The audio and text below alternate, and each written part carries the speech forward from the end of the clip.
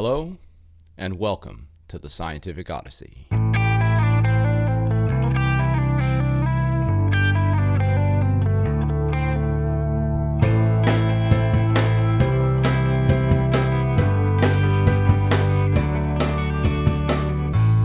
The Scientific Odyssey is a many-part journey into the history and philosophy of science. My name is Chad Davies, and I'm the writer, host, and producer of the podcast, where we consider the ideas, processes, and results of over 2,500 years of scientific inquiry and discovery. Podcastia Interruptus.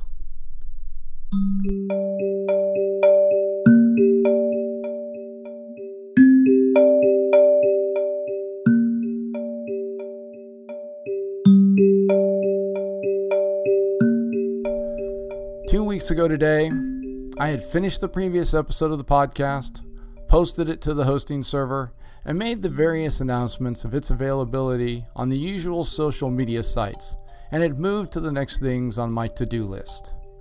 These included a bit of straightening around the house, a load of laundry, a spot of lunch, and, as is always my custom, a longish bicycle ride to clear my head and begin the process of thinking about what the broad brushstrokes of the next week's episode might look like. Sunday, May 15th was no different. As my usual road bike was in the shop for a bit of routine maintenance, I decided to head out on a route that would allow me to do some solid training on my time trial bike that would include some climbing for strength building and flats to work on aero positioning and recovery. Exactly 33 minutes and 20 seconds into my ride, everything changed as I was struck from behind by an 18-wheel tractor-trailer. While the details of this collision are still under construction, I can tell you the outcome.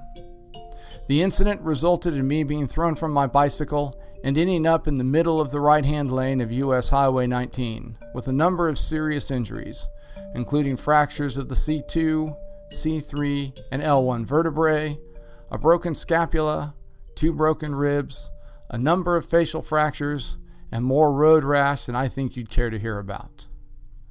After a 911 call and the expert intervention of the Pike County Sheriff and EMS services, I was life-flighted to the Grady Hospital Trauma Center in Atlanta, where the extent of my injuries were determined and a treatment plan was rapidly arrived at and executed. Rather amazingly, this plan, initially pretty involved due to the number of injuries, ended up only involving the placement of 2 90mm long titanium rods on either side of my L1 vertebra and the use of 6 screws to attach the L1 to the T12 and L2 vertebrae above and below it to allow the burst fracture, as it is called, to heal with minimum disruption and risk to other parts of my spine. After a 10-day stay at Grady, where I was closely monitored and some of my road rash could heal, I was released to convalesce in the comfort and familiarity of my own home, where I'm presently recording this short explanation of my extended absence. So, with this brief explanation, I hope you can both understand and forgive my extended radio silence and lack of scientific narrative. However, before I move forwards from this point, let me just offer a few words of gratitude. To the emergency medical teams and law enforcement personnel of Pike County, your clear-thinking actions on that highway saved my life. To say that I am grateful is the understatement of the century, I think.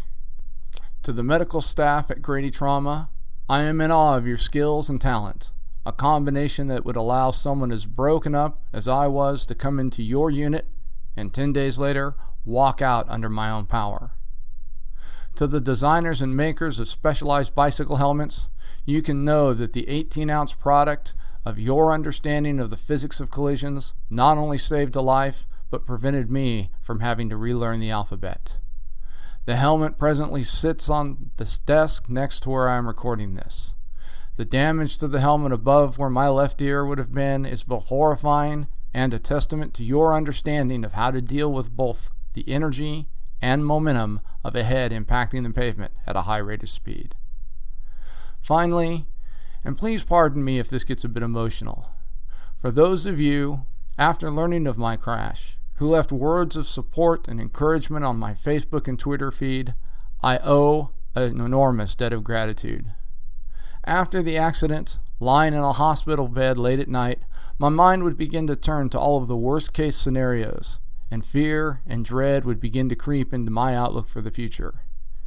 In those times, I would ask my wife to read to me the comments you all had left, and it was your words that spoke courage back into my heart and reminded me that regardless of the outcome, there was still so much to do. Each morning I awoke with your hope and strength in my sinews and began the physical therapy regimen that had been given to me.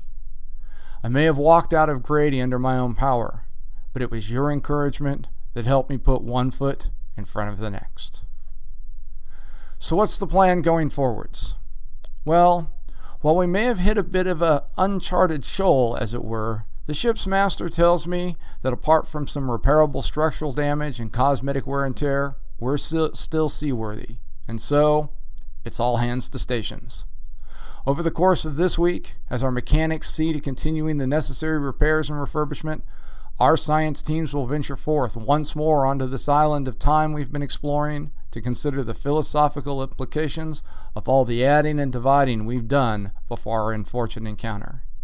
Then, once we're sure we're seaworthy again, it's on to the Renaissance and the natural philosophers of the scholastic movement who, while accepting Aristotle's celestial physics, began to uncover sizable cracks in the edifice of his terrestrial description of the motions of things.